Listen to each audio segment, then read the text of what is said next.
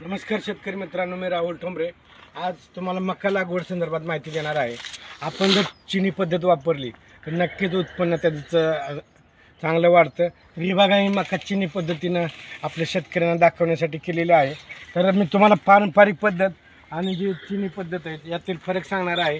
बघा सर, पारंपरिक पद्धतीमध्ये आपण 60 ते 70 सेंटीमीटर दोन ओळीतलं अंतर ठेवतो आणि रोपातलं 20 सेंटीमीटर ठेवतो। मात्र ही जी चिनी पद्धत आहे याच्यामध्ये आपल्याला एका ठिकाणी दोन बी पेरायचे आहेत आणि साधारणतः 40 व 40 सेंटीमीटर अंतर ठेवायचे। बघा, हे जी चिनी पद्धत आहे याच्यामुळं आपल्याला एकरी रोपं जवळजवळ 34,000 पर्यंत मिळतात।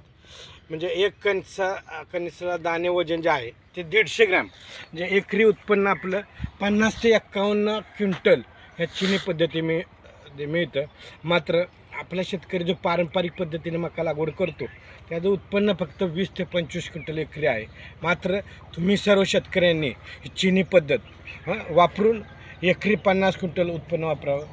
आणि आपलं जे उत्पन्न कमी येण्याचं सर्वात महत्त्वाचं कारण म्हणजे दाट लागवडमुळं परागीभवन आणि प्रकाश संश्लेषण क्रिया कमी होतं। यामुळं यासाठी लागवड पद्धत तुमची बदलली पाहिजे।